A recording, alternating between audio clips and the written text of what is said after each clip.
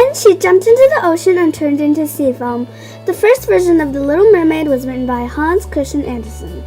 Hans was born in Odense, Denmark in 1805 as an only child and remained an only child all his life. Living as an only child all his childhood, Hans was spoiled by both his parents. Also, Hans's grandmother told him many stories that were far from reality. She also adored him. Growing up, Hans Christian Andersen's mother believed in superstitions, so when Hans was young, a fortune teller was hired. The fortune teller foretold that Hans would grow to do great things. Hans believed so himself.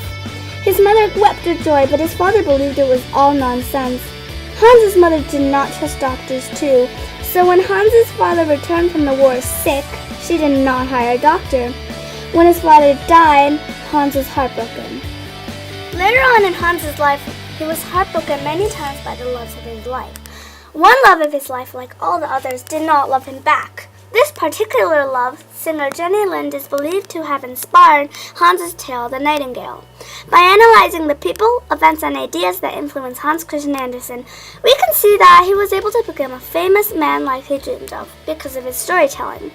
Hans Christian Andersen began storytelling at a young age. The kids from his school teased him for it, but he still enjoyed sharing his stories.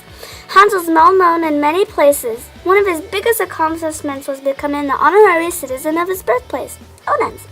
On December 6, 1867, Hans Christian Andersen was named honorary citizen of Odense. School children were all given the day off for the occasion, and the whole town was decorated in his honor. Other accomplishments include getting his name in the newspaper, meeting the Crown Princess Caroline, and more. Hans Christian Andersen wrote many stories such as The Ugly Duckling, The Little Mermaid, Thumbelina, and many more fairy tales. Almost everyone has heard of his tales, which makes him and his legacy last until today. His stories still touch our hearts.